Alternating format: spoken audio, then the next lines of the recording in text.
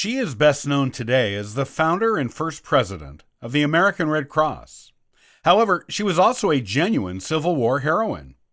Her accomplishments and heroism in the Civil War are often forgotten amid her Red Cross tale. Join me today on the Ancestral Findings Podcast to learn more about this Civil War hero.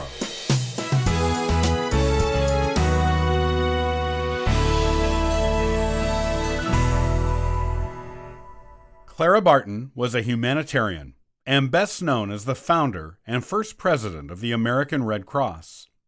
However, she did so much more than this in her life, including being an unsung Civil War heroine. This is her story. Clara was born Clarissa Harlow Barton on December 25, 1821, in North Oxford, Massachusetts, and was called by her nickname of Clara her whole life, starting at a very young age. Her father was Stephen Barton, a militiaman, selectman, and a leader of progressive thought in the Oxford area. Her mother was Sarah Stone, a homemaker. Clara was painfully shy as a child and was known to only have one close childhood friend because of this. However, she excelled in academics and was sent to school with her older brother Stephen when she was only 3 years old. Even at that young age, she made herself a standout student in reading and spelling. She also showed an interest in nursing, beginning when she was 10 years old when her brother David fell off the roof of a barn and was severely injured. Clara dedicated herself to making him well, giving him medication and treating him with leeches, which was common for the time, long after doctors had given up on him. With Clara's care, David made a full recovery.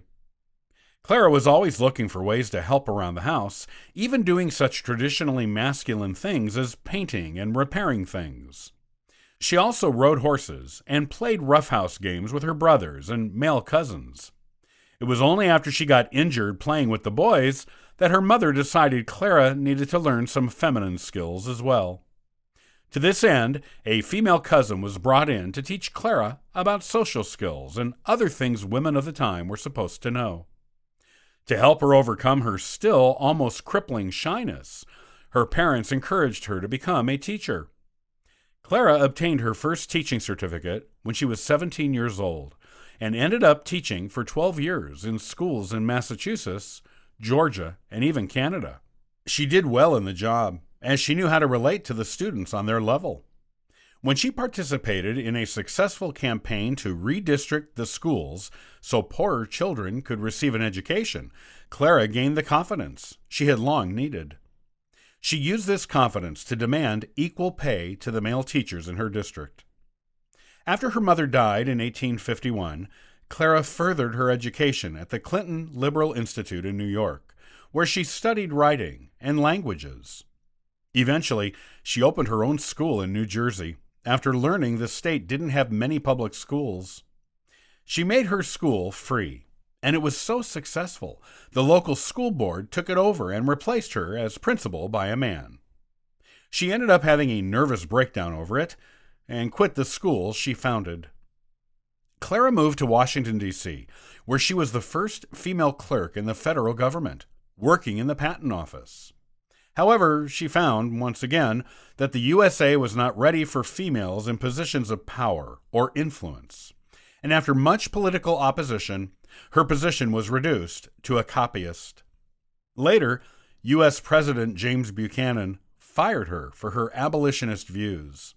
Still, she returned to the patent office in 1861 as a temporary copyist, hoping to make way for more women to work in the federal government. It was shortly after returning to government work that the Civil War began, and soldiers from Massachusetts who were injured in the Baltimore riot were transferred to the nation's capital for care. Clara signed on to help nurse them and provided personal care on a level few other nurses would give. Because these soldiers were from Massachusetts, Clara knew many of them from growing up there, and some had even been her students. She provided them with medical care, food, clothing, and supplies, along with a few other women who were helping her. In addition to learning new nursing skills, Clara also learned how to provide emotional support to the soldiers, reading to them, and writing letters to their families for them, as well as just talking to them and letting them talk to her. Clara brought provisions directly onto battlefields and used her own home as a storeroom for the things the soldiers needed. By 1862, she gained permission from the U.S. quartermaster to work on the front lines, putting herself in danger to bring soldiers the supplies they needed: medical, clothing, food, and anything else they might require while in the field. There were people in high places who noticed her work, and they became her patrons, including Senator Henry Wilson of Massachusetts. During the war, Clara worked to distribute supplies, to clean field hospitals, and to nurse and feed wounded soldiers in the vicinity of some of the most infamous battles of the Civil War, such as both battles of Bull Run, Antietam, and Fredericksburg. And Clara did not discriminate in her ministrations. She helped tend to both Union and Confederate soldiers. She was given charge of the hospitals at the front of the Army of the James in 1864, and became known as the American Florence Nightingale and the Angel of the Battlefield. She was so close to the action that once a bullet went through the dress of her sleeve, leaving her uninjured, but killing the man standing beside her, who she was tending. Clara's work on behalf of Civil War soldiers on both sides of the war did not end when the war did either. After the war, she learned that there were thousands of unanswered letters at the War Department from relatives of soldiers who were looking for any information on what happened to them. The War Department did not answer these letters because most of the soldiers in question were buried on battlefields and/or unmarked graves. Clara personally applied to President Lincoln for permission to answer these letters and was given it, and her Search for the Missing Men project began.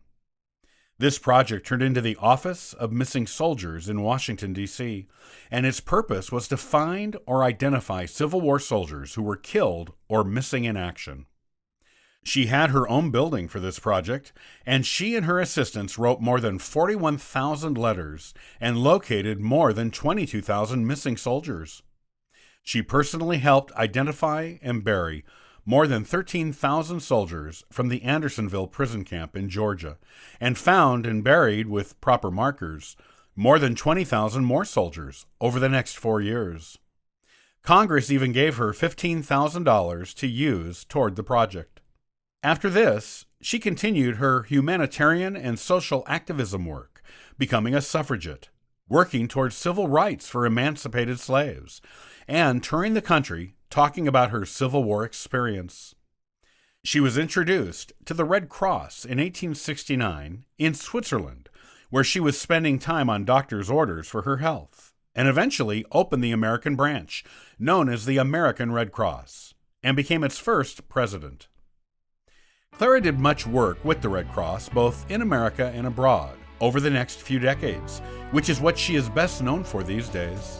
However, her heroism in the Civil War should not be forgotten, as she made a positive difference in the lives of tens of thousands of soldiers and their families. Clara truly was a Civil War heroine.